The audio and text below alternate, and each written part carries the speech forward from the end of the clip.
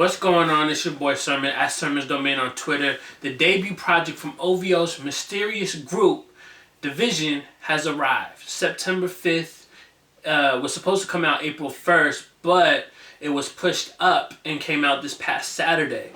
The interesting thing is how they spell the name. I like how they do it. It's DVSN, but it stands for DVSN. And the group is made up of a trio. Now, there may or may not be more members, but these are the core people. You have Daniel Daly, who is on the lead vocals, the guy that you hear throughout the entire project. And you have Latoya Webley, who handles some of the background vocals. Obviously, when you hear like a female singing, that's her.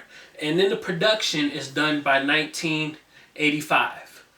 Now, this album, September 5th, left me very conflicted. So I don't know if I have like an opinion either way. I'm kind of in the middle when it comes to this album. And I'll tell you why.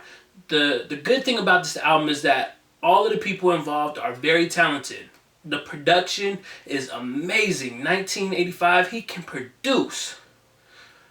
And Daniel, he can sing really well. But on the flip side, I feel as though this album kind of just fits in with everything that's been coming out of OVO. In a way, you could say that DVSN is a more sexualized version of Majid Jordan, as opposed to standing out. And I think it's getting harder the more artists that sign to OVO that kind of make that R&B, because you can kind of put the DVSN, you can kind of put Majid Jordan and Party Next Door all in like a similar category. And so when you have that much of a similarity on the same label, it kind of gets to where you're like, just kind of confused, I guess. At least I am. And that's, like I said, that's not to say that this is not a good album, but I feel like sometimes the subject matter is monotonous. It's a lot to do with relationships and sex, and that's pretty much all you're getting out of the project. Again, not a bad thing, but I don't know, I just expected more. You just kind of expect a lot more because they're under someone like Drake. Drake's cosign means a lot in the industry. And so when he signs an artist versus just like co-signing them on social media, that's a big thing. You want his artist to be held in a higher regard than any cosign he throws out for a Kodak Black or a 21 Savage. You want his artist to sound better than everything out there. And I think that's one of the problems with being like the biggest artist in the game, because you're looked at as like this guy who has the amazing touch, and everything that you touch has to go gold or has to, become a huge entity. And I think Party Next Door is really one of the few artists that is there. Not to say that the others won't get there, but it'll take a while. But back to the DVSN, I like I said, I think it's just a cookie cutter formula. It's nothing innovative or new.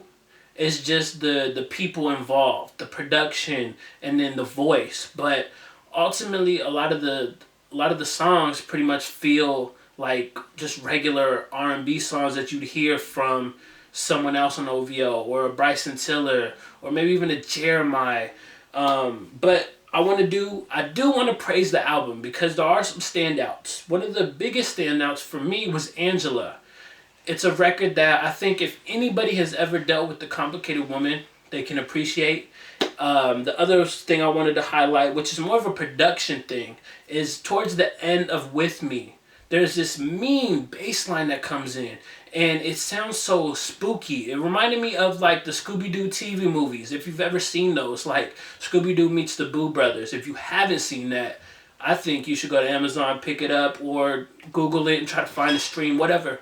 But that bass line made me feel as though I was like, in that, like a Scooby-Doo type of thing. Like they're walking through the forest and the monsters behind them. I don't know. But I like that, and I definitely think I had to highlight that. I like In Plus Out. It's the concept of fantasizing of sex before it happens and then actually being in the moment. So that was a cool concept to tackle.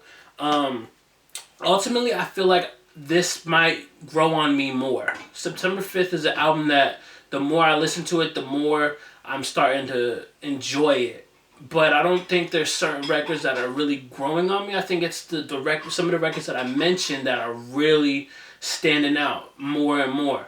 So I don't know. Like I said, I'm conflicted on this album, and I don't know if I took another week if I would still have the same opinion or if I would still be conflicted. I feel as though I will be, because a lot of times my opinion doesn't change too much from, after listening to an album enough to do a review. So that's where I'm at with September 5th, The Division, and I would love to know your thoughts on the album in the comment section below. Do you like it? Do you not like it? What are your thoughts on it? Just let me know, whatever. And if you want to talk about my opinion, kind of debate it, whatever, let me know in the comment section below. And then like the video, subscribe to the channel if you're not already, share the video, follow me on Twitter at SummersDomain. And as always, thank you for your time. I appreciate you for watching. And until next time, peace.